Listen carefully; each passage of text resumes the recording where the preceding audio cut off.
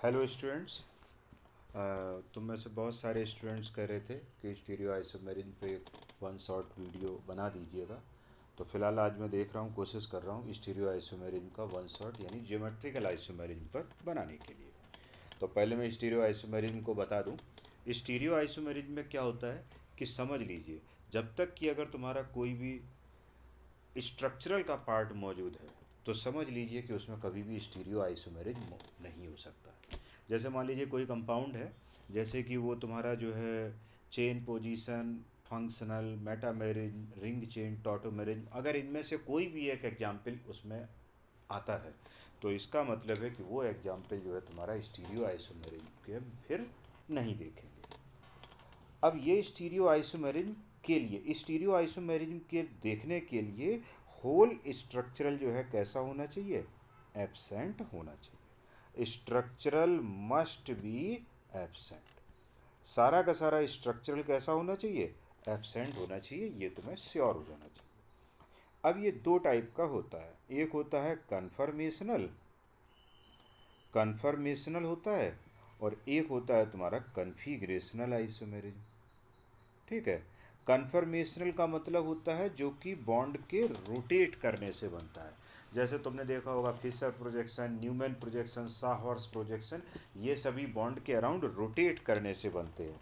लेकिन कन्फिग्रेशनल क्या होता है? ये बनते कैसे हैं? By rotation of bond. और ये कैसे बनते हैं? By breaking of bond. Okay. ये तुम्हारे कैसे बनते हैं? बॉन्ड के ब्रेक करने से बनते हैं, और वो तुम्हारे बॉन्ड के रोटेट करने से बनते हैं। तो ये कन्फर्मेशनल हो गया और कन्फिग्रेशन। अब कन्फिग्रेशन में दो पार्ट आते हैं। कन्फिग्रेशन में दो पार्ट आते हैं, एक होता है ज्योमेट्रिकल आइसोमेरिज्म और एक होता है ऑप्टिकल आइसोमेरिज्म। तो हम यहाँ पर अभी स्टार्ट करेंगे जीआई। ओके। आइए, तो जीआई देखने के लिए सबसे पहले क्या करना है तुमको कि कोई भी कंपाउंड में सबसे पहली कंडीशन है कि रेस्ट्रिक्टेड रोटेशन होना चाहिए। रेस्ट्रिक्टेड रोटेशन होना चाहिए। रेस्ट्रिक्टेड रोटेशन का मतलब होता है, या फिर इसी को हम हिंडर्ड रोटेशन भी कहते हैं। तो हिंडर्ड रोटेशन होना चाहिए या फिर रेस्ट्रिक्टेड रोटेशन होना चाहिए। और दूसरी कंडीशन है तुम्हारी कि दो एलिमेंट, एक एटम पर दो एलिमेंट सेम नहीं होना चाहिए। तो जैसे मान लो टू ग्रुप्स, ठीक है, on one element, two groups on one element must not be same, must not be same, same नहीं होने चाहिए दो ग्रुप। तो इस तरीके से हमें देखना है। तो जैसे आइए, बस बस यही मेन दो कंडीशन है। अब इसके बाद जो है हमें यहाँ पर कुछ एग्जाम्पल देखने हैं।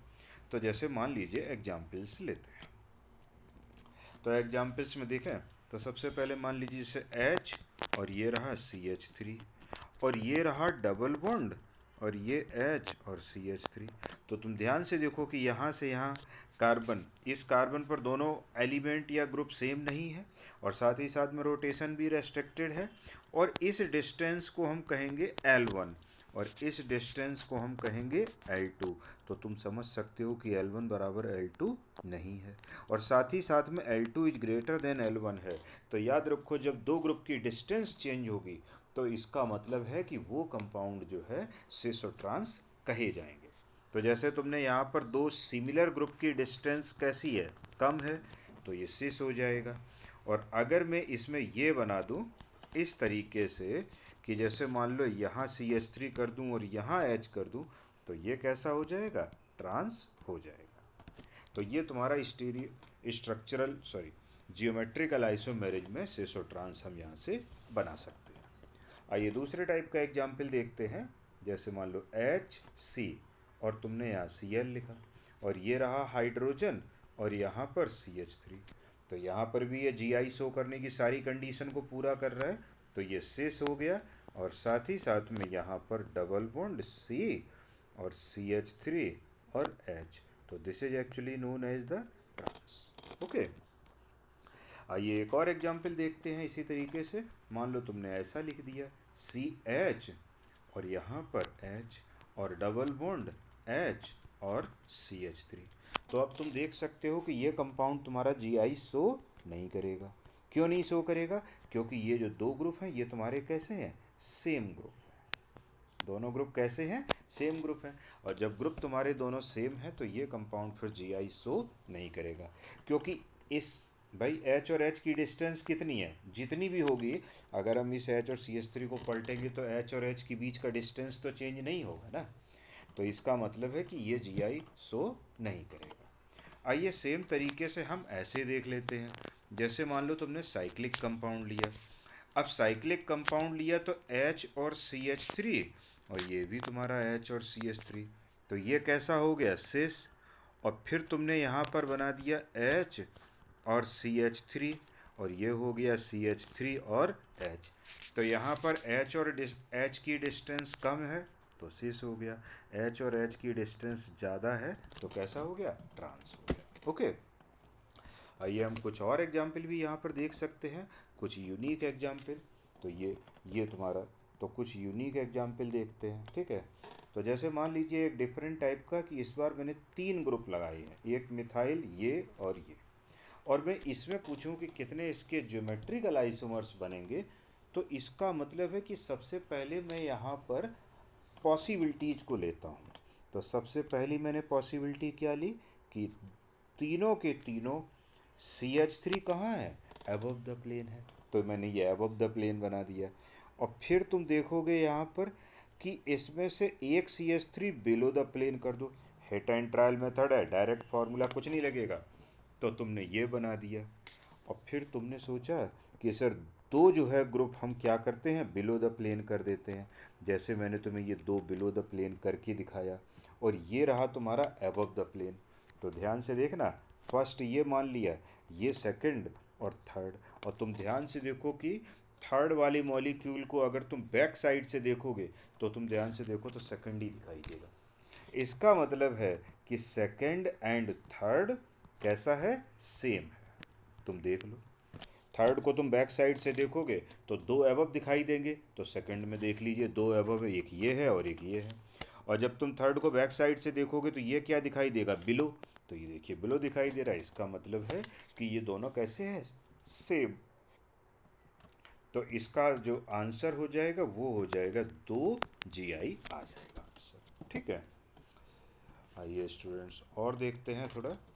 इसके बाद एक और एग्जाम्पल हम यहाँ पर देखते हैं, एक और थोड़ा यूनिक, या इसी में थोड़ा सा चेंज करते हैं। जैसे मान लीजिए कि तुमने यहाँ पर ये लिया और इसमें एक मिथाइल लिया, दो मिथाइल लिया और तीसरा इथाइल ले लिया। अब हमें यहाँ क्या करना है कि तुमने यहाँ सबसे पहले एक मिथाइल, दो मिथाइल और तीन मिथाइल, ओके, और ये रहा तुम्हारा ET। फिर तुमने यहाँ पर एक मिथाइल लिया, तो एक मिथाइल हमने बिलो द प्लेन कर दिया, एक मिथाइल अबव द प्लेन कर दिया, और ये इथाइल अबव द प्लेन है ही तुम्हारा, ठीक है। और ये मिथाइल बिलो द प्लेन कर दिया हमने, तो एक मिथाइल बिलो द प्लेन कर दिया।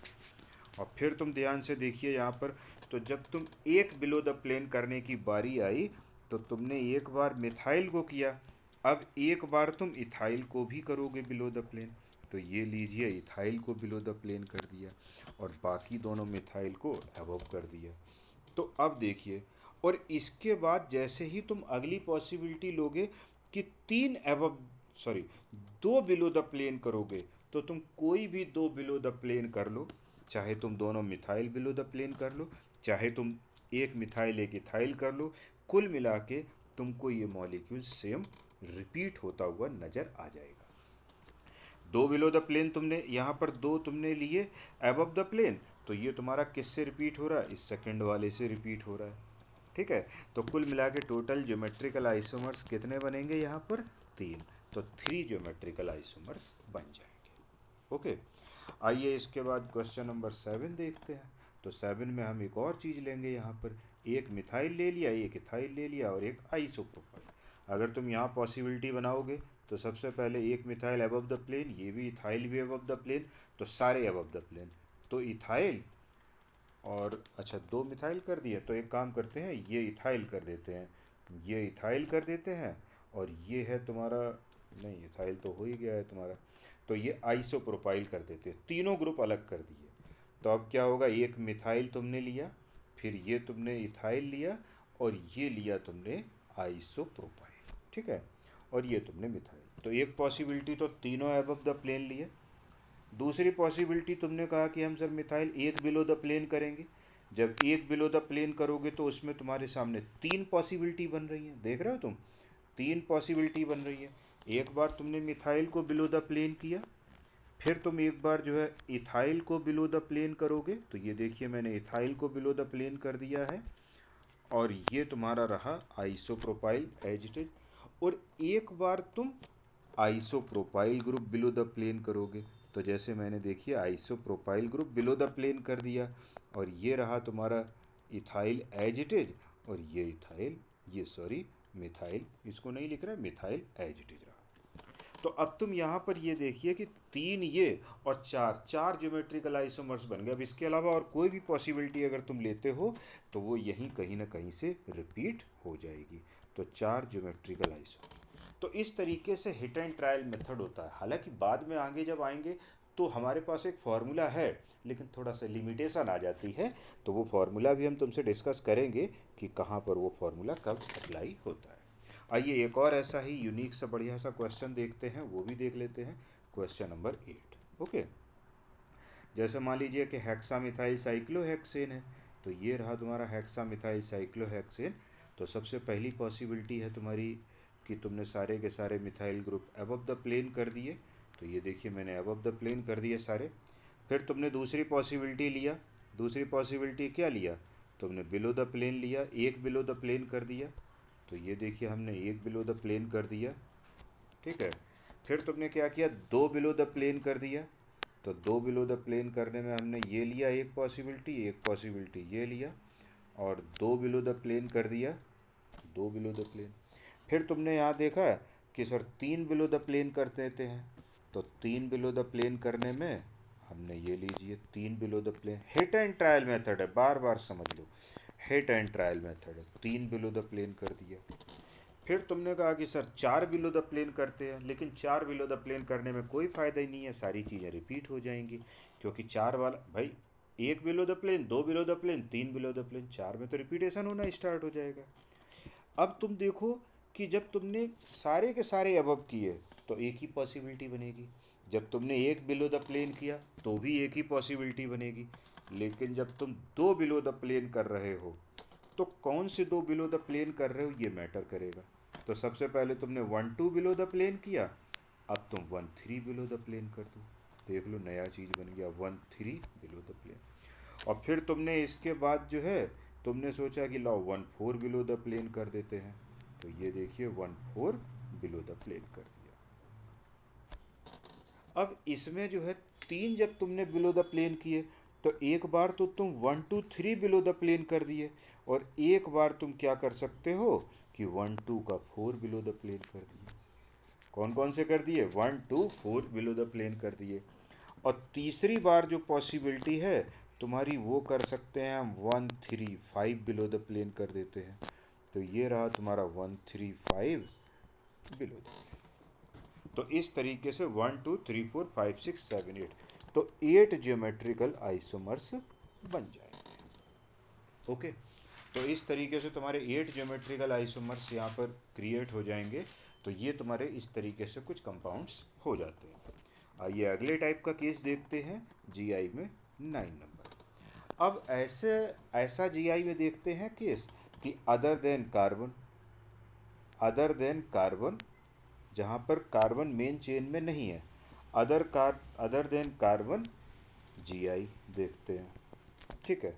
तो जैसे मान लीजिए तुमने क्या किया, कार्बन डबल बॉन्ड कार्बन, और ये ले लिया फ्लोरीन, ये लिया क्लोरीन, और ये ब्रोमीन और आयोडीन, और फिर इधर तुमने क्या लिया। अब तुम्हें ये तो पता है कि ये जीआई शो करेगा, लेकिन तुमने लिख भी दिया फ्लोरीन क्लोरीन और आयोडीन और ब्रोमीन। नो डाउट ये दोनों जीआई हैं, लेकिन ये ध्यान रहे कि ये जीआई हैं, लेकिन इनको सिस ट्रांस नहीं लिख पाओगे। क्या लिखोगे? तो इनके लिए एक नया नोमेनक्लेचर आता है ई एंड जेड। तो वो कैसे लिखा जाता है आइए हम यहीं पे डिस्कस कर लेते हैं। तो मैं पहले से पता है ई एंड जेड के लिए क्या करते हैं, इस कार्बन को होल्ड करते हैं और फ्लोरीन और क्लोरीन में प्रायोरिटी ऑर्डर निकालते हैं। तो मैं यहाँ पर क्लोरीन को प्रायोरिटी ऑर्डर ज़्यादा दूंगा, ये देखिए। और ब्रोमीन और आयोडीन में हम देखेंगे तो आयोडीन को प्रायोरिटी ऑर्डर ज़्यादा देंगे, and this is known as Z. Z Z Z का मतलब पता है? जेड का मतलब होता है सुजामैन। सुजामैन लिखते हैं जुसामैन, लेकिन पढ़ते हैं सुजामैन, और इसका मतलब होता है टुगेदर। तो ये हो जाता है जेड। ये जर्मन वर्ड है बेसिकली, सुजामैन क्या है? जर्मन वर्ड है।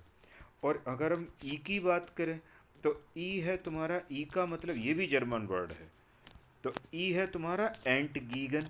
एंटगीगन का मतलब होता है अपोजिट। इंग्लिश में मीनिंग अपोजिट होता है। तो यहाँ पर हम सिस और ट्रांस नहीं लिख सकते हैं। यहाँ पर क्या करेंगे, ई और जेड नॉमेनक्लेचर लिखेंगे। अब ये जेड लिखा, क्यों? क्योंकि दोनों हायर प्रायोरिटी वाले ग्रुप क्या हैं, एक ही साइड में हैं, साथ साथ हैं, तो जेड हो गया। और इसमें क्लोरीन का हायर प्रायोरिटी है और इसमें आयोडीन का हायर प्रायोरिटी है, और दोनों तुम्हारे अपोजिट में हो गए, तो ये कैसा हो गया? ई फॉर्म हो गया। तो ये तुम्हारा जेड फॉर्म हो गया और ये कैसा हो गया तुम्हारा? ई फॉर्म। ओके, आइए इस तरीके से मान लीजिए अभी तो तुमने ऐसा कोई जहाँ पर जो है, अब देखते हैं अदर देन कार्बन। ये अदर देन कार्बन नहीं था, ये दूसरा था, लेकिन अब मैं आता हूँ अदर देन कार्बन में। ठीक है, तो मैं लिख लेता हूँ कि G I in compounds, G I in compound having other than carbon. Okay, तो having other than carbon, other than carbon में जी आई कैसे शो होगा, ये हम लोग यहाँ पर देखते हैं। तो जैसे मान लीजिए कि तुमने यहाँ पर लिया कार्बन और नाइट्रोजन, अब ये भी जी आई शो करेगा। यहाँ पर लिया हाइड्रोजन और सी एच थ्री, यहाँ पर लोन पेयर है और ये ओ एच है, तो ये भी जी आई शो करेगा, नो डाउट, ये भी जी आई शो करेगा। और कार्बन डबल बॉन्ड एन, और ये रहा ओ एच और लोन पेयर हाइड्रोजन और सी एच थ्री। तो यहाँ पर, लेकिन तुम यहाँ पर भी सिस और ट्रांस नहीं लिख सकते हो। क्या लिखना है तुमको? तुम यहाँ पर लिखोगे सिन और एंटी, नया नॉमेनक्लेचर है। ई एंड जेड भी नॉमेनक्लेचर है, सिस ट्रांस भी है और सिन और एंटी भी है। ई एंड जेड बिल्कुल लेटेस्ट नॉमेनक्लेचर है, किसी भी तरीके के कंपाउंड के लिए तुम लिख सकते हो। तो यहाँ सिन और एंटी लिखेंगे। अब सिन और एंटी लिखते कैसे हैं? नाइट्रोजन पर जुड़ा हुआ कोई भी ग्रुप अगर वो हाइड्रोजन के सेम साइड में है, ये तो क्या है, अपोजिट है, लेकिन नाइट्रोजन पर जुड़ा हुआ कोई भी ग्रुप अगर हाइड्रोजन के सेम साइड में है तो इसे कहेंगे सिन, और अगर वो हाइड्रोजन के अपोजिट में है तो इसे कहेंगे एंटी। ध्यान से देखो, नाइट्रोजन पर कोई भी ग्रुप जुड़ा हो, अगर वो हाइड्रोजन के साइड में है तो सिन, अदरवाइज एंटी। लेकिन अब तुमने तुरंत अपना दिमाग दौड़ाया, तुमने कहा कि अगर ऐसा कंपाउंड हो गया मान लो जिस पर सी एच थ्री है ही नहीं, जैसे एमी, और यहाँ क्या लिया ई टी, और डबल बॉन्ड एन, और ये रहा तुम्हारा ओ एच। तो अब हम यहाँ पर देखेंगे तो कंपाउंड तो जी आई शो करेगा, इसमें कोई डाउट नहीं है। देखिए मैं जी आई बना ही भी दे रहा हूँ, लेकिन बात ये है कि ये सिन और एंटी कैसे लिखोगे? क्योंकि सिन और एंटी लिखा जाता है तुम्हारा किसके रेस्पेक्ट में? हाइड्रोजन के रेफरेंस में। तो हाइड्रोजन तो है नहीं यहाँ पर, तो तुम किसी को भी सिन लिख सकते हो और किसी को भी एंटी लिख सकते हो। जैसे तुमने कहा कि ये सर सिन है, तो सिन, लेकिन बताना पड़ेगा किसके रेफरेंस में। तो ओ OH के साथ इथाइल है, तो सिन विद रेस्पेक्ट टू इथाइल। और फिर तुम इसको लिखोगे एंटी, तो anti with respect two methyl. ठीक है, आइए यहाँ पर आ जाते हैं।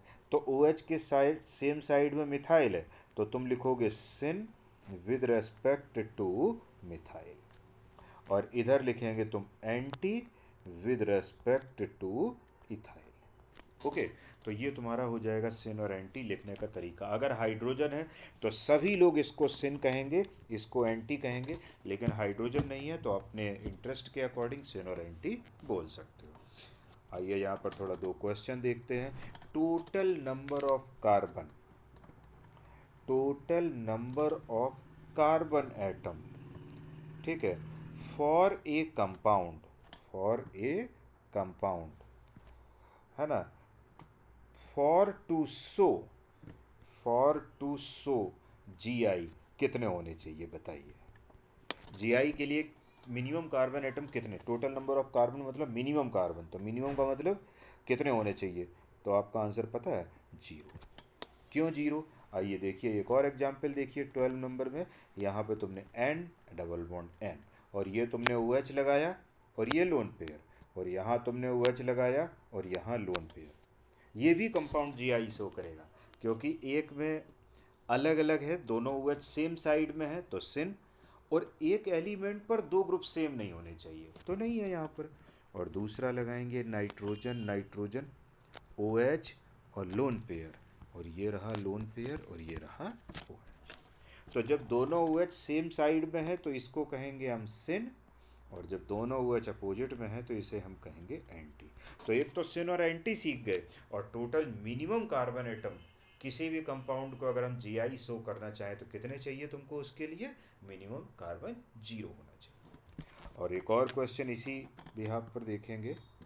मान लो तुमसे कहें कि total carbon atom for an alkene, total carbon atom, carbon मतलब टोटल कार्बन तो मिनिमम है ना, लो लिख देता हूँ minimum, minimum carbon atom for an alkene, for an alkene, okay, for to show, for to show GI, GI show करने के लिए कम से कम कितने कार्बन एटम चाहिए हमको, जीआई शो करने के लिए कम से कम कितने कार्बन एटम चाहिए। तो total number of carbon atom तो तुम देख लो, सी डबल बॉन्ड सी, और ये रहा एच सी एच थ्री, और ये रहा तुम्हारा एच और सी एच थ्री, चार कार्बन तुमको चाहिए, इसका आंसर हो जाएगा। कुछ लोग सोचते हैं कि हम जो है सी डबल बॉन्ड सी कर देंगे, ये हाइड्रोजन और ये सी एल लगा देंगे, ये हाइड्रोजन और ये सी एल, तो हम दो ही कार्बन एटम से शो कर देंगे, लेकिन ये गलत है, क्योंकि ये एल्कीन नहीं है। कंपाउंड तुम्हारा शो करेगा लेकिन एल्कीन नहीं है, इसलिए ये कंपाउंड तुम्हारा जीआई शो मतलब जीआई शो करेगा लेकिन एल्कीन नहीं है। तुमसे पूछा गया एल्कीन, तो एल्कीन नहीं, तो फिर हम कहेंगे कोई भी कंपाउंड, तो ऐसे तो तुम जीरो बता ही दोगे, ऊपर वाला 12 नंबर एग्जाम्पल तो आया ना इस तरीके से, तो ये तुम्हारा बात हो जाएगा। ठीक है, अब इसके बाद जो है यहाँ पर अब थोड़ा सा पैटर्न चेंज करते हैं और दूसरा पैटर्न लाते हैं। तो ऐसे कंपाउंड में जीआई, अभी देखा कार्बन कार्बन में, फिर देखा कार्बन और दूसरे कोई हेट्रो एलिमेंट में, ऐसे में देखा, और फिर देखेंगे अगला एग्जाम्पल देखेंगे 13 नंबर एग्जाम्पल, जिसमें कि हम देखेंगे कि जीआई साइक्लिक कंपाउंड में। तो जीआई इन cyclic compound, GI cyclic compound में देखना है, हैविंग, जीआई इन cyclic compound having double bond, मतलब साइक्लिक कंपाउंड है और उसमें डबल बॉन्ड भी है, तब देखना है। तो डबल बॉन्ड, तो जैसे मान लीजिए कि साइक्लिक रिंग में तुमने ये लिया 6 कार्बन एटम, और तुमने देखा तो ये तुम्हें सिस दिखाई भी पड़ रहा है, ठीक है, ये सिस है भी, और एक कार मतलब जीआई शो करने की सारी कंडीशन सेटिस्फाई हो रही है, नो डाउट। लेकिन ये ध्यान दो, ये डबल बॉन्ड है और ये डबल बॉन्ड, तुमने सोचा इसका ट्रांस बना दे, तो देखिए मैं ट्रांस बना रहा हूँ। अब trans carbon atom bond angle यहाँ 120 है, ये देखिए बॉन्ड एंगल 120 है, और जब 120 है तो चार कार्बन एक ही प्लेन में आ जाएंगे। अब तुम्हारे पास यार दो ही कार्बन बचे हैं, तो बताओ दो कार्बन से तुम 3D में नहीं दिखा सकते हो, ऐसे करके ऐसे आ जाओ, नहीं बन सकता है, इसलिए इसका ट्रांस जो है नॉट एग्जिस्ट। और जब ट्रांस तुम नहीं बना सकते हो तो इसका मतलब है कि ये कंपाउंड जीआई नॉट सो। ये बात को समझ लो। तुम कह रहे हो, तुम्हारे मन में आ रहा कि सर इसमें सिस तो बना हुआ था, बना हुआ था, ठीक है, तो यही बोलो कि भाई अगर किसी कंपाउंड में डबल बॉन्ड है, साइक्लिक रिंग में डबल बॉन्ड है, तो फिर हम उसमें अगर 6 कार्बन एटम है तो उसका केवल सिस फॉर्म ही बन सकता है, ट्रांस नहीं बनेगा। इसका मतलब है कि that will not show GI.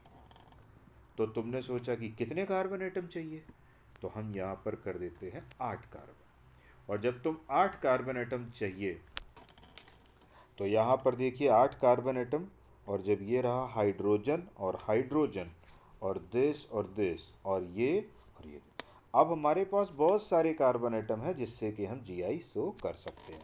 तो ये देखिए हमारे पास है, और इससे हम यहाँ बना सकते हैं सिस, और यहाँ पर बना सकते हैं ट्रांस।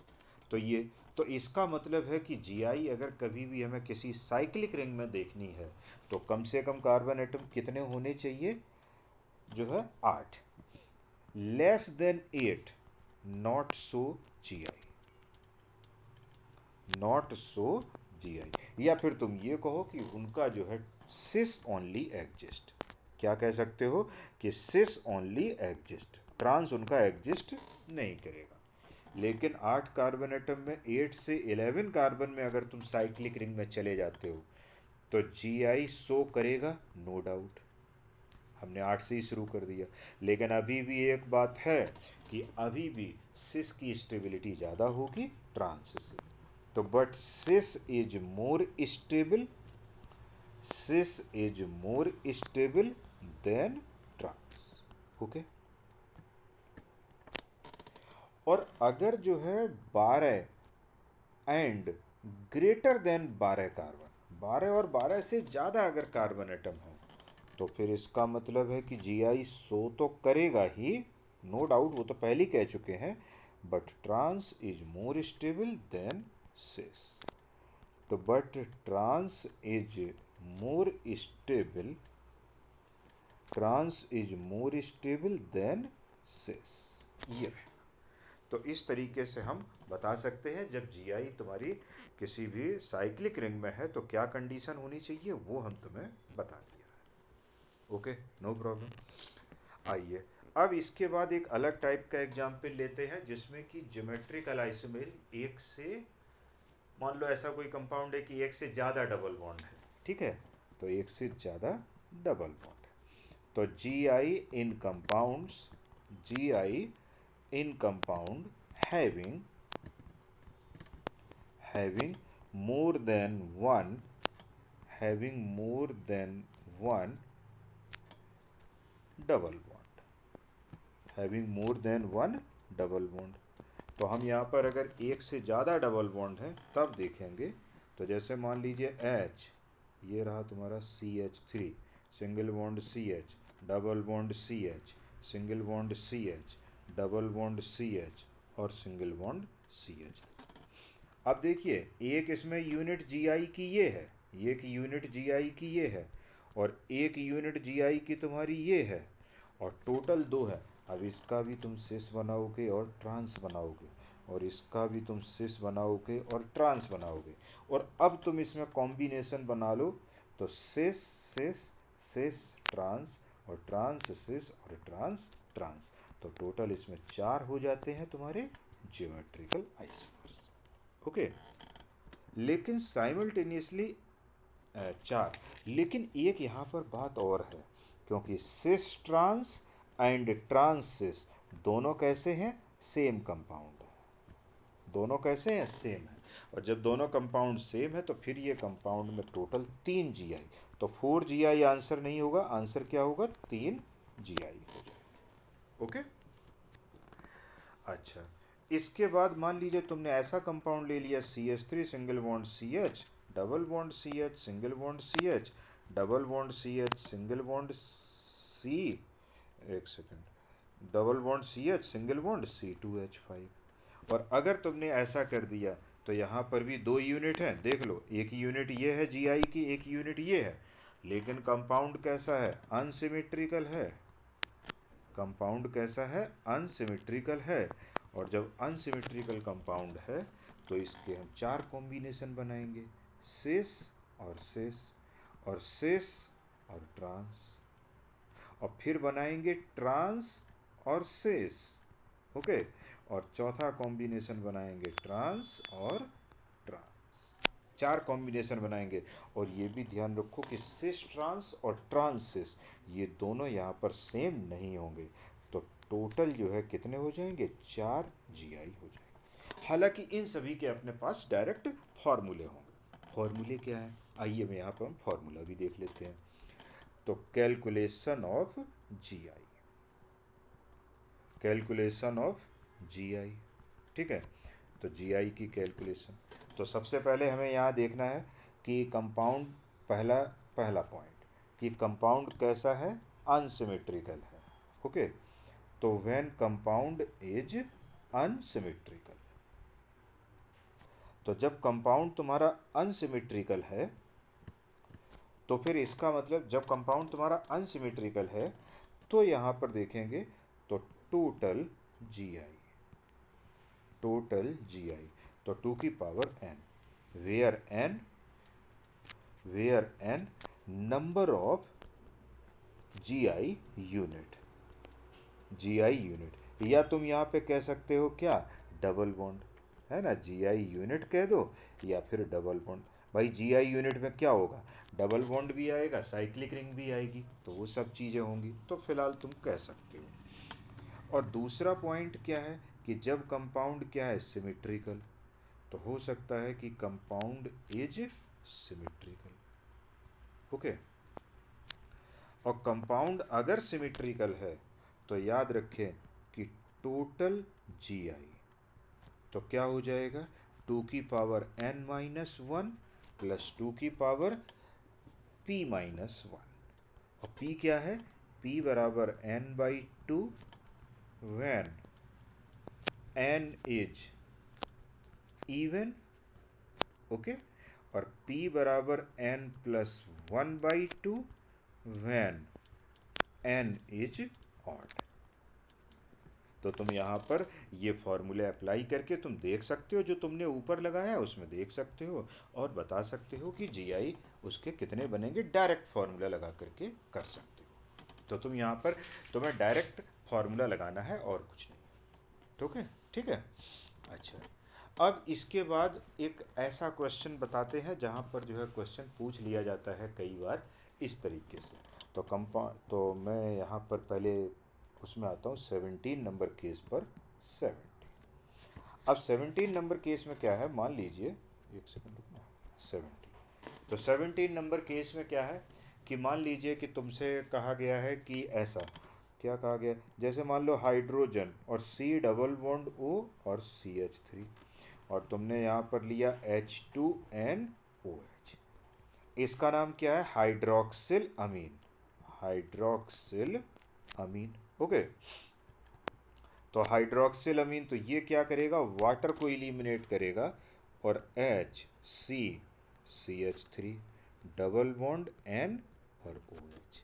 और ये देखिए, तो यहाँ पर जो भी कंपाउंड है, जैसे कि ये तुम्हारा एल्डिहाइड है, ये क्या है, एल्डिहाइड है, और एल्डिहाइड हाइड्रोक्सिल अमीन के साथ रिएक्शन करने के बाद ये कंपाउंड जीआई क्या करेगा, शो करेगा, तो जीआई शो करेगा। सेम तरीके से अगर तुम यहाँ पर लेते हो HCCH3 और तुमने कहा अमोनिया से रिएक्शन कर दें, तो H2NH अमोनिया से रिएक्शन कर दिया, तो यहाँ क्या हो गया, शॉर्टकट में वाटर निकल जाएगा। देखो इसकी मैकेनिज्म पढ़ेंगे जब हम नेक्स्ट ईयर 12th के टॉपिक आएंगे तब पढ़ेंगे, लेकिन अभी हमें सिर्फ रिएक्शन जानना है कि रिएक्शन कैसे होनी है। तो जब मैं यहाँ ले रहा हूँ HCCH3 डबल बॉन्ड NH, ये रहा, और ये क्या है तुम्हारा, इमीन्स है, इमीन्स। और ये कौन सा फंक्शनल ग्रुप है, this is oxime functional group है। कुल मिला के ये भी जीआई शो करेगा और ये भी जीआई शो करेगा। और तीसरा और एक देखिए कि HCH3 डबल बॉन्ड हो और प्लस तुमने यहाँ पर लिया हाइड्राजीन, यानी H2NNHPH, हाइड्राजीन नहीं, फिनाइल हाइड्राजीन, आइए लिख के बताते हैं, phenyl hydrazine. Okay, phenyl hydrazine, तो जब तुम यहाँ रिएक्शन करोगे तो यहाँ से वाटर निकल जाएगा, यहाँ सब में से वाटर निकलेगा शॉर्टकट में, और HCCH3 डबल बॉन्ड NNHPH, तो ये तुम्हारा जो है हाइड्राजीन के डेरिवेटिव को हम हाइड्राजोन कहते हैं, तो ये हो गया हाइड्राजोन, और यहाँ पर ये भी कंपाउंड तुम्हारा जीआई शो कर जाएगा। ओके, तो ये कंपाउंड तुम्हारा जीआई शो करेगा, इस तरीके से देखना। तो ये एक इमीन हो गया, एक हाइड्राजोन हो गया, और ये सारी चीज़ें तुम्हारी हो जाती है। Okay, no problem. अब इसके बाद जीआई कुछ ऐसे कंपाउंड्स में देखेंगे जैसे कि एलिन्स का केस चलता है। कौन सा केस? एलिन्स का। तो आइए पॉइंट नंबर 18 देखते हैं, GI इन एलिन्स। GI इन एलिन्स। अब देखो एलिन्स किनसे किन्हें कहते हैं? क्यूमुलेटेड डबल बॉन्ड को कहते हैं। तो जैसे HCCH3 और डबल बॉन्ड CHCH3। जब तक तुमसे ये कहा जाए कि ये कंपाउंड बताइए GI शो करेगा कि नहीं, तो ये ध्यान रखो कि अगर सेम ग्रुप की डिस्टेंस ना चेंज हो रही हो, अगर सिमिलर ग्रुप की डिस्टेंस ना चेंज हो रही हो, तो वो कंपाउंड कभी भी GI शो नहीं करेगा, यानी सिस ट्रांस नहीं बनेगा। और वो डिस्टेंस कब चेंज होगी? जब मॉलिक्यूल कैसा होना चाहिए? प्लेनर होना चाहिए। मॉलिक्यूल कैसा होना चाहिए? प्लेनर होना चाहिए। तो अगर हम यहाँ देखें, अच्छा प्लेनर है कि नहीं पहले ये चेक करो। तो इसके लिए मैं यहाँ पर देखूंगा कि कोई भी दो पाई बॉन्ड लगातार कंटिन्यूअस दो पाई बॉन्ड कभी एक प्लेन में नहीं बन सकते। मान लीजिए तुमने कहा कि सर ये वाला पी वाई से बन रहा है, लेकिन दूसरा वाला पाई बॉन्ड पी वाई से नहीं बन सकता। अगर ये पी वाई से बन रहा है तो ऑब्वियस सी बात है कि ये पी जेड से बन रहा है। क्यों ऐसा? अगर तुमने कहा कि नहीं सर दूसरा वाला भी पी वाई से बनेगा, तो इसका मतलब बीच वाले कार्बन के पास दो पी वाई होने चाहिए। क्या ऐसा पॉसिबल है? नहीं है। तो एक पी वाई से बनेगा तो दूसरा कैसा बनेगा? पी जेड से। इसका मतलब ये कंपाउंड कैसा है? नॉन प्लेनर है। और जब नॉन प्लेनर है, यानी ये वाला पाई बॉन्ड और ये वाला पाई बॉन्ड एक दूसरे के साथ प्लेन में नहीं है, इसलिए हाइड्रोजन और CH3 ये भी दूसरे वाले हाइड्रोजन और CH3 के साथ ये भी प्लेन में नहीं है। मान लो ये देखिए हाइड्रोजन और CH3, अब तुमने यहाँ डबल बॉन्ड किया और यहाँ डबल बॉन्ड, तो ये चूंकि एक प्लेन में नहीं थे दोनों पाई बॉन्ड, इसलिए ये हाइड्रोजन अब तुम्हारा यहाँ चला गया और ये CH3 यहाँ चला गया। ये इसका 3D फिगर है। और जब ये फिगर इसका 3D है, तो ये डिस्टेंस तुम्हारी हो गई कितनी? L1, ठीक है। और ये डिस्टेंस तुम्हारी हो गई क्या? L2। और जब ऐसे कंडीशन में देखेंगे तो तुम ध्यान से देखो L1 बराबर L2। और जब तक L1 L2 चेंज नहीं होगा तब तक वो GI शो नहीं करेगा। तो ये कंपाउंड GI शो नहीं करेगा। लेकिन अगर हम इसी में ध्यान से देखेंगे, अगर हम इसी में अगला केस लेते हैं कि हाइड्रोजन CH3 डबल बॉन्ड और डबल बॉन्ड, और फिर ये तुमने रखा हाइड्रोजन और CH3, तो ध्यान रखो कि ये मॉलिक्यूल में अगर पाई बॉन्ड तुम्हारा यहाँ पर पी वाई से है, तो दूसरा वाला पाई बॉन्ड किससे है? पी जेड से। और तीसरा वाला पाई बॉन्ड फिर से पी वाई में है। इसका मतलब है कि ये वाले H और CH3, ये वाले H और CH3 के साथ क्या है? प्लेन में है। और जब ये प्लेन में है, इसका मतलब ध्यान से देखो ये डिस्टेंस L1 है और ये डिस्टेंस तुम्हारी क्या है? L2 है। और तुम जानते हो कि L1 is not equal to L2 और L2 is greater than L1। इसका मतलब है ये कंपाउंड GI शो करेगा। बशर्ते बस ये ध्यान रहे कि एक एलिमेंट पर दोनों ग्रुप कभी भी सेम नहीं होने चाहिए। तो ये ग्रुप जो है GI तुम्हारा क्या करेगा? शो करेगा। ओके। तो यहाँ पर एक और एग्जाम्पल देख ले, फिर मैं एक शॉर्टकट बताता हूँ। यहाँ पर कुछ लोग क्या करते हैं कि जो है, हाँ अब उन्होंने ऐसा केस ले लिया HCCH3 डबल बॉन्ड C, और फिर तुमने डबल बॉन्ड, या इसको छोड़ दो, यहाँ पर यहीं पे तुमने लगा दिया CH3 और इधर मिथाइल। तो देख लो ये कंपाउंड नो डाउट ये कैसा है? प्लेनर है। प्लेनर है। क्यों प्लेनर है? तुम जानते हो ये पी वाई, ये तुम्हारा रहा पी जेड और ये दूसरा रहा पी वाई। इसका मतलब है कि ये जो है तुम्हारा कंपाउंड तो प्लेनर है, लेकिन तुमने क्या कहा था कि एक एलिमेंट पर दोनों ग्रुप सेम नहीं होने चाहिए, और तुमने ये क्या कर दिया? सेम कर दिया। और जब ये तुमने ग्रुप सेम कर दिए, तो इसका मतलब है कि अब ये कंपाउंड GI शो नहीं करेगा। तो ये कंपाउंड GI शो नहीं करेगा, इस बात को ध्यान से देखें। GI इन एलिन्स में, एलिन्स के केस में तो ये कंपाउंड GI शो नहीं करेगा। तो इसी चीज़ को कुछ लोग ऐसे याद कर लेते हैं शॉर्टकट में। तो शॉर्टकट तुम्हें याद भी होगा, मैं शॉर्टकट यहाँ लिख भी देता हूँ। Odd number of double bond, odd number of dB, double bond. और मैं एक और चीज़ लिख देता हूँ, आगे बताऊंगा, cyclic ring. Odd number of double bond या फिर साइक्लिक रिंग, मॉलिक्यूल कैसा हो जाएगा, प्लेनर। और प्लेनर अगर है तो इसका मतलब वो जीआई शो करेगा। और even number of double bond अगर तुमने कर दिया, even number of double bond या फिर even number of cyclic ring, ठीक है, तो ये मॉलिक्यूल कैसा है, नॉन प्लेनर। और नॉन प्लेनर है तो जीआई शो नहीं करेगा, तो जीआई शो नहीं करेगा और ये तुम्हारा क्या है, जीआई शो कर जाएगा। तो ये वाला शॉर्टकट भी अगर तुम याद रखोगे तो भी तुम्हारा काम चल जाएगा। तो ये हो जाएगा तुम्हारा GI in स्पाइर, sorry GI in aliens. Okay, अब अगले एग्जाम्पल पर चलते हैं 21 में, जीआई इन स्पाइरेन। किसमें, स्पाइरेन। स्पाइरेन का मतलब स्पाइरो कंपाउंड्स। तो जब तुम स्पाइरो कंपाउंड्स में बात करोगे तो जैसे हम H और CH3, और ये रहा तुम्हारा दिस, और साथ ही साथ में ये रहा, और तुमने कहा कि ये कंपाउंड जीआई शो करेगा कि नहीं, तो हमने तुम्हें पहले ही लिख दिया कि odd number of double bond या फिर साइक्लिक रिंग। अब साइक्लिक रिंग कितनी है, ऑड तो है नहीं, इवन है यहाँ पर, तो फिर ये मॉलिक्यूल कैसा हो जाएगा, नॉन प्लेनर। और अगर नॉन प्लेनर हो गया तो फिर भाई जीआई शो नहीं करेगा, तो जीआई शो नहीं करेगा। ओके, और अगर मान लीजिए कि 22 नंबर केस देखिएगा, अगर हम ऐसा एक केस लेते हैं, HCH3, हियर इज दिस, और हियर इज दिस, और हियर इज दिस, और ये रहा हाइड्रोजन और Cl, तो यहाँ पे देख लो 3 साइक्लिक रिंग है, और 3 साइक्लिक रिंग है तो मॉलिक्यूल कैसा है, प्लेनर है, और प्लेनर है तो फिर ये जीआई शो कर जाएगा, तो ये जीआई शो कर जाएगा, बशर्ते एक एलिमेंट पर दोनों ग्रुप सेम नहीं होने चाहिए, तो वो तो नहीं है।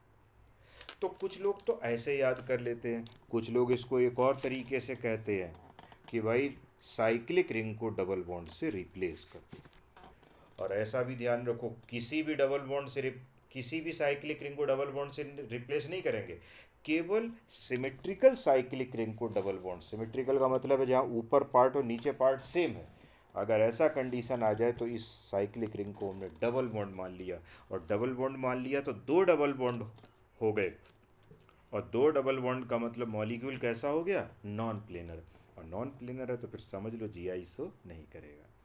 अगर यहाँ पे अप्लाई करना चाहते हो तो ये देखिए, 2 2 बॉन्ड और ये, और जब तुमने ऐसा कर दिया तो मॉलिक्यूल प्लेनर है, और प्लेनर है तो 1 से मिनट एक थोड़ा सा मिस्टेक, मॉलिक्यूल अगर प्लेनर है, अगर मॉलिक्यूल क्या है, प्लेनर है, तो इसका मतलब ये जीआई शो करेगा। तो ये हम चीज़ देख सकते हैं यहाँ पर। अच्छा, ये जो साइक्लिक रिंग को डबल बॉन्ड से रिप्लेस करने वाला जो तरीका होता है, ये ऐसी जगह बहुत बढ़िया रहता है। कैसी जगह पर, जैसे तुमने कहा हाइड्रोजन और CH3, डबल बॉन्ड, फिर ये रहा, और फिर ये, फिर डबल बॉन्ड, और फिर ये, और फिर डबल बॉन्ड H और CH3। तो ऐसा जब उन्होंने मिक्स करके कर दिया, तो ऐसे केस में हमारे लिए बहुत आसान रहेगा कि मैं इसको डबल बॉन्ड कर दूं, इसको डबल बॉन्ड कर दूं, और 5 डबल बॉन्ड हो गए, 1 2 3 4 5, और 5 डबल बॉन्ड का मतलब ऑड नंबर, ऑड नंबर का मतलब मॉलिक्यूल प्लेनर, और ये देख लो कि एक एलिमेंट पर दोनों ग्रुप सेम तो नहीं है, कि नहीं है सेम, और जब सेम नहीं है तो इसका मतलब है कि ये जीआई जो है शो कर जाएगा। तो ये तुम यहाँ पर देखिए, तो क्वेश्चन नंबर 23 में ये प्लेनर है और किस तरीके से जीआई शो करेगा ये बात। तो यहाँ पर हमने एलिन्स का केस डिस्कस किया, स्पाइरेन का केस डिस्कस किया, स्पाइरेन मतलब स्पाइरो कंपाउंड्स का केस डिस्कस किया, और फिर हमने उसके बाद जो है बाईफिनाइल का केस भी आइए ले लेते हैं। तो बाईफिनाइल में देख लेते हैं, तो जीआई इन बाईफिनाइल। ओके, तो जीआई इन बाईफिनाइल, तो बाईफिनाइल में अगर मैं जीआई देखना चाहूँ तो कैसे देखूँगा, आइए ये देखें। तो जैसे मान लीजिए कि ये रहा फिनाइल ग्रुप, और यहाँ पर तुम ये भी फिनाइल ग्रुप, और यहाँ पर तुमने मान लो लगा दिया H, और यहाँ लगा दिया CH3, ठीक है। और यहाँ पर तुमने लगा दिया, यहाँ पर H नहीं, यहाँ भी CH3 लगा लो, और यहाँ पर लगा दिया तुमने ET, और यहाँ पर भी ET। अब होगा क्या, ऐसा नहीं है कि तुमने कहा सर ये तो GI शो कर जाएगा, या जैसे भी तुम सोच रहे हो ऐसे केवल नहीं होगा, समझ रहे हो बात को। तो यहाँ बाईफिनाइल्स में क्या होगा, सबसे पहले ये वांडर वाल रिपल्सन को हम इसमें चेक करेंगे। तो वांडर वाल रिपल्सन को हम चेक करेंगे, तो एक काम करते हैं कि CH3 और यहाँ CH3 सेम साइड में लगाइए। तो मैं यहाँ पे क्या करता हूँ, थोड़ा सा रुको ना, ये CH3 ऐसे यहाँ पर, तो यहाँ पर भी लगा देता हूँ CH3, और इधर भी CH3। तो एक मिनट रुकना, CH3 ये लगा दिया, और यहाँ पर मैं लगा देता हूँ C2H5, तो यहाँ पर मैं लगा देता हूँ C2H5, ये रहा। तो ये हो गया तुम्हारा ET, ओके, तो ये हो गया ET। अब यहाँ देखेंगे जब, तो इनके बीच में पहले तो होगा वांडर वाल रिपल्सन, ओके, तो ये होगा वांडर वाल रिपल्सन, वांडर वाल रिपल्सन। और जब वांडर वाल रिपल्सन हो जाएगा तो ये रिंग दूसरी रिंग के साथ परपेंडिकुलर हो जाएगी, ये देखिए, और दूसरी रिंग के साथ, तो इसका इथाइल तो सेम प्लेन में यहाँ आ जाएगा, मिथाइल यहाँ आ जाएगा, और ये देखिए रिंग ऐसी हो जाएगी, यानी परपेंडिकुलर हो जाएगी। और जब ये रिंग परपेंडिकुलर हो जाएगी तो ये तुम्हारा जो अबव द प्लेन है यहाँ CH3 हो गया, और ये तुम्हारा रहा, this is known as ethyl. और जब ऐसा हो गया तो अब ये ध्यान दो कि तुम मॉलिक्यूल प्लेनर नहीं बचा, और जब मॉलिक्यूल प्लेनर नहीं है तो कुछ भी ग्रुप लगा रहे, अगर मॉलिक्यूल में प्लेनर नहीं है, प्लेनर का मतलब उसके दो ग्रुप्स के बीच की डिस्टेंस चेंज नहीं हो रही है, तो फिर ऐसा कंपाउंड जो है GI शो नहीं करेगा। तो बाईफिनाइल का केस जो तुमने लिया है, this type of compound will also not the show, also not show GI, ठीक है। आइए एक और केस हम यहाँ पर देखते हैं, एक नए टाइप का कुछ यूनिक केस है, वो भी देखें थोड़ा। तो दैट इज़ द 25। तो यहाँ पर पहले एक और केस तुम्हें बताते हैं, ठीक है। तो वो क्या है उसको भी देख लेते हैं। जैसे मान लो RCH, एक यूनिकनेस है इसलिए बता रहा हूँ, और कोई बात नहीं। डबल बॉन्ड NH, ठीक है, और ये रहा RCH, और डबल बॉन्ड O ये रहा। और जब तुमने इस पर H प्लस का रिएक्शन कराया, इस पर भी H प्लस का रिएक्शन कराया, तो ये रहा तुम्हारा RCH, डबल बॉन्ड N, और फिर ये H और प्लस, और यहाँ पर रहा RCH, डबल बॉन्ड O, और ये रहा लोन पेयर, और ये रहा H। अब तुम ध्यान से देखो, ये कंपाउंड क्या GI शो करेगा, ये कंपाउंड, तो तुमने कहा यस। लेकिन जब इसका H प्लस के साथ, अच्छा H प्लस के साथ रिएक्शन कराते हैं, थोड़ा अभी तुमने रिएक्शन नहीं सुने हैं, तो ये लोन पेयर क्या करेगा, इसके साथ बॉन्ड बनाएगा, तो यहाँ नाइट्रोजन पे प्लस आएगा, हाइड्रोजन पे माइनस, और इस पर प्लस माइनस खत्म हो जाएगा। ऐसे ही ये लोन पेयर इस पर अटैक करेगा, तो ये जो है तुम्हारा प्लस आएगा ऑक्सीजन पर, ये देखिए, और हाइड्रोजन पे आएगा माइनस, तो ये देखिए प्लस माइनस हाइड्रोजन पे ख़त्म हो गया। तो जब प्लस माइनस हाइड्रोजन पे ख़त्म हो गया, तो ये, तो एक हमने ऐसा रिएक्शन टाइप का लिख दिया और कुछ नहीं है। अब ये देखिए, ये फंक्शनल ग्रुप कौन है, इमीन, तो ये GI शो करेगा, तो तुमने कहा यस। और ये GI शो करेगा क्या, तुमने कहा नो। क्यों, क्योंकि दोनों हाइड्रोजन हो गए। इधर आ जाओ, ये GI शो करेगा क्या, तुमने कहा नहीं। क्यों नहीं शो करेगा, क्योंकि यार ऑक्सीजन पे दोनों लोन पेयर है ना। और ये वाला कंपाउंड GI शो करेगा, तो तुमने कहा यस, देख लो ऑक्सीजन पे H और लोन पेयर है, तो यहाँ कोई दिक्कत नहीं है, तो ये तुम्हारा GI शो कर जाएगा, ओके। तो ये वाली भी बात तुम देख लीजिएगा। और एक नया और यूनिक केस में चलते हैं, वो भी देखेंगे। तो वो क्या है, सबसे पहले चलते हैं GI इन रेजोनेटिंग स्ट्रक्चर, GI इन RS, ओके। RS में रेजोनेटिंग स्ट्रक्चर में GI देखते हैं। तो जैसे मान लीजिए तुमसे किसी ने कहा कि CH3 single bond C double bond O, ये लोन पेयर है, ठीक है, सिंगल बॉन्ड एन एच, और ये रहा पी एच। और फिर तुमने कहा कि यार इस कंपाउंड में जी आई तो होगा कि नहीं। तो देखो कार्बन ऑक्सीजन के बीच में ये तुम्हारा क्या है, ये देखिए कार्बन और ऑक्सीजन के बीच में डबल बॉन्ड है, यानी रेस्ट्रिक्टेड रोटेशन है। अब फिर तुम देखो ऑक्सीजन पे लोन पेयर दो मौजूद है और एक एलिमेंट पर दोनों ग्रुप सेम होंगे, तो क्या वो जीआई शो करेगा? नहीं करेगा। तो ये जीआई शो नहीं करेगा। Very nice. लेकिन तुमने कहा कि यार एक काम करते हैं, रेजोनेटिंग स्ट्रक्चर तो सेम ही चीज़ होती है, तो रेजोनेटिंग स्ट्रक्चर बना लेते हैं। तो ये देखिए रेजोनेटिंग स्ट्रक्चर बनाया। तो जब मैं इसका रेजोनेटिंग स्ट्रक्चर क्रिएट करूँगा तो CH3C O माइनस, ये देखिए बना दिया हमने, और डबल बॉन्ड NH, तो ये डबल बॉन्ड NH और PH, ये रहा। और तुम देख लो कि ये कंपाउंड क्या जीआई शो करेगा, तो तुमने कहा हाँ भाई ये जीआई शो करेगा, है ना। ये कंपाउंड जीआई, क्योंकि रेस्ट्रिक्टेड रोटेशन भी है, तो this compound will show GI. तो this compound will show GI. तो ये हो गया जीआई इन रेजोनेटिंग स्ट्रक्चर। तो रेजोनेटिंग स्ट्रक्चर जीआई किस तरीके से शो करता है। लेकिन एक बात ध्यान रहे, जब तुमसे कहा जाए कि ये कंपाउंड जीआई शो करेगा कि नहीं, तुमने कहा नो। लेकिन दूसरा तुमसे कहा जाए कि ये कंपाउंड का क्या कोई रेजोनेटिंग स्ट्रक्चर जीआई शो करेगा, तो तुमने कहा। तो जब तुमसे कहा जाए, है ना, जब तुमसे कहा जाए तब तुम कहिए कि हाँ भाई ये जीआई शो करेगा। अदरवाइज तुम्हें कोई कहने की आवश्यकता नहीं है। तुमसे पूछा जाए ये कंपाउंड जीआई शो करेगा कि नहीं, तुम कहोगे कि ये कंपाउंड जीआई शो नहीं करेगा। तो इस तरीके से हम यहाँ पर इन क्वेश्चंस को देख सकते हैं। आइए, तो ये हो गया, और आइए कुछ और केस को देखते हैं यहाँ पर। तो जैसे मान लीजिए कि तुमने ये लिया और ये, और डबल बॉन्ड O, और ये तुमसे पूछा जाए कि ये जीआई शो करेगा कि नहीं, तो तुमने कहा देखिए लोन, ये जो है तुम्हारा है यहाँ पर, ओबियस सी बात है, और ये ग्रुप क्या है, अलग अलग है, ये ग्रुप और ये ग्रुप क्या है, अलग अलग है, इसलिए जीआई शो करेगा। तो ये तुम्हारा जीआई शो कर जाएगा। ओके, आइए एक और केस देखते हैं 28 में। जैसे मान लीजिए, है ना, अगर तुम इसका सिस ट्रांस बनाना चाहोगे तो ऑक्सीजन ऑक्सीजन पास पास हैं, तो सिस बना दिया। और जब तुमने ये बनाया ऐसे डबल बॉन्ड, और ये तुमने ऐसे कर दिया, तो ये कैसा हो गया, ट्रांस हो गया।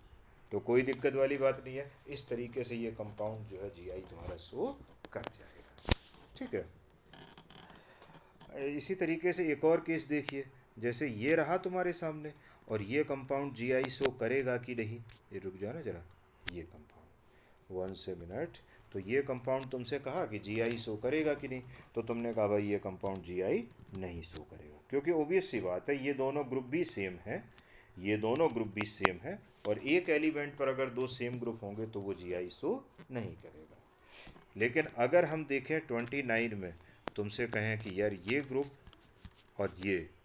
और ये तुम्हारा, और यहाँ ये ग्रुप जीआई शो, अब थोड़ा सा ऐसे, तो ये ग्रुप जीआई शो करेगा कि नहीं करेगा, तो तुमने कहा भाई देखो ये ग्रुप जीआई शो करेगा, क्योंकि ये डबल बॉन्ड है, रेस्ट्रिक्टेड रोटेशन है, और ये ग्रुप अलग है, ये ग्रुप अलग है, तो जीआई शो करेगा।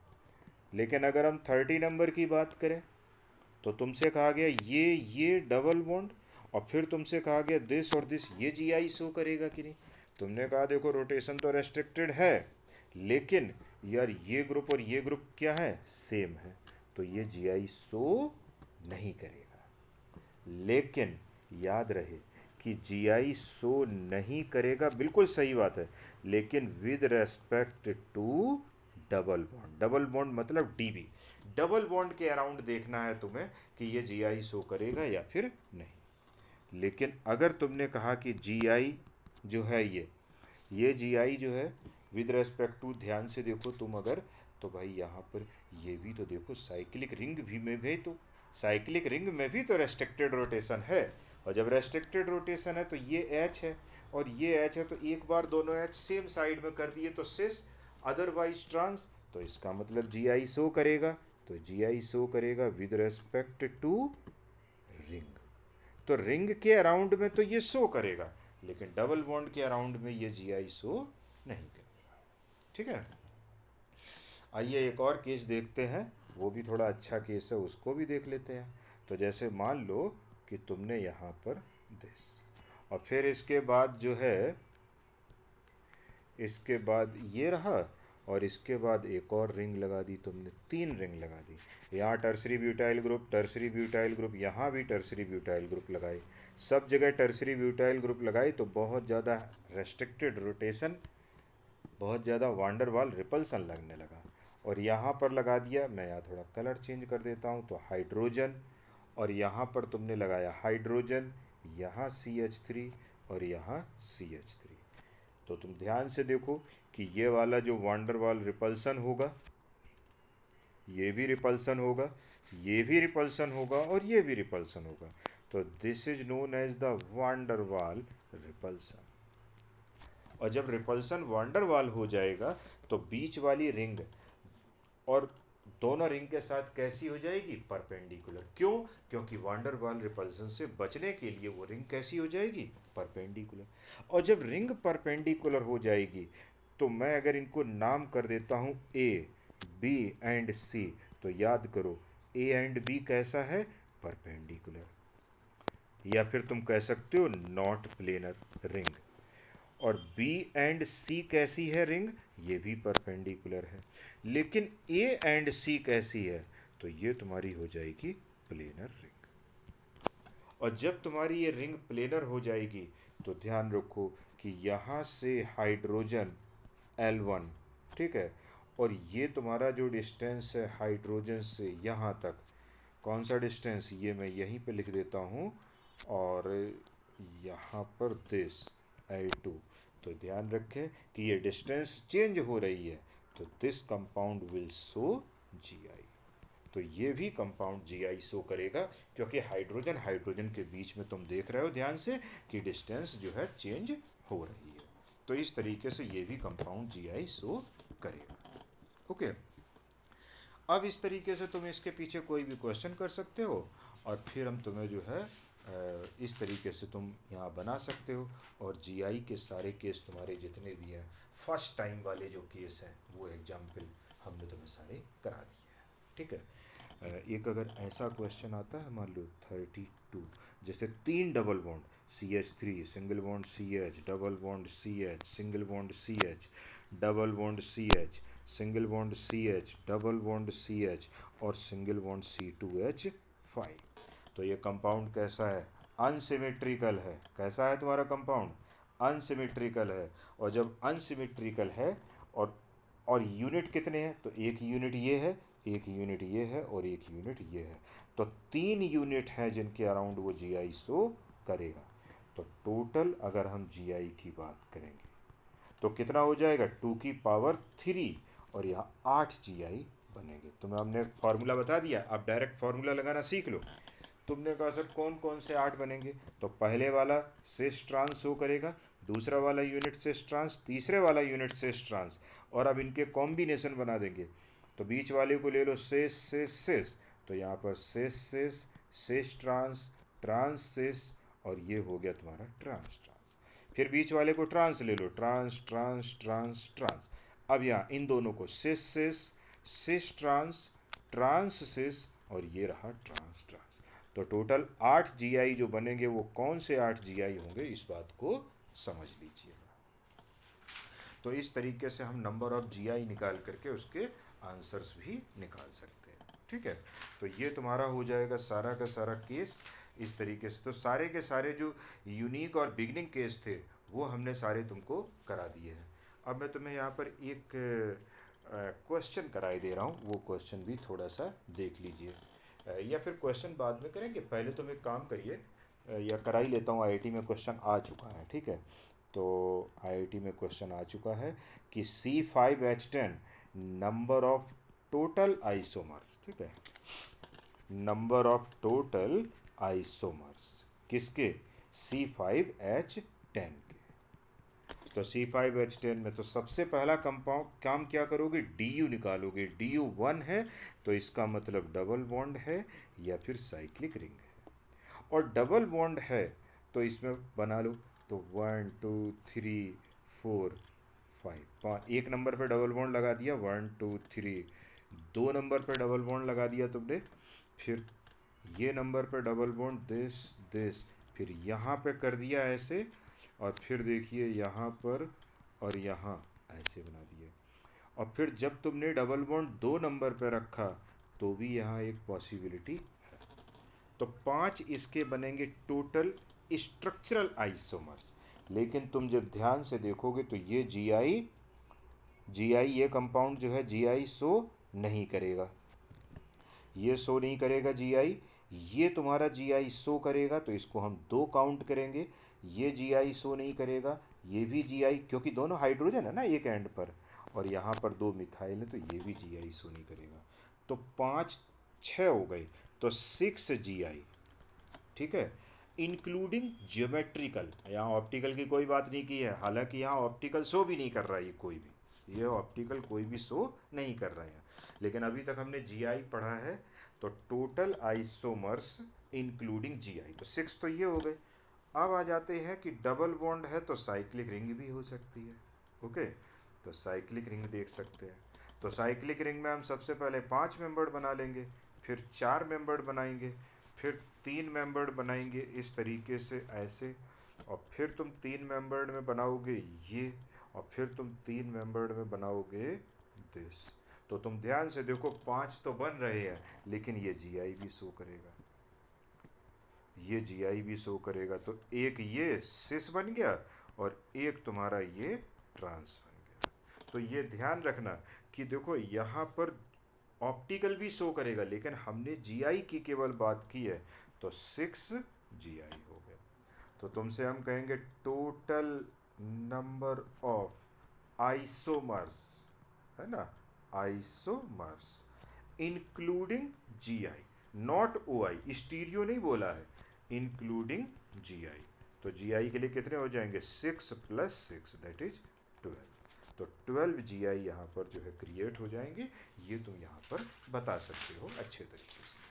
ठीक है, अब देखिए वीडियो का लेंथ बहुत बड़ा हो रहा है, तो मैं क्या करता हूँ, इसमें मैं सोच रहा था पहले कि प्रायोरिटी ऑफ द ऑर्डर मैं यहाँ और निकलवा दूँ।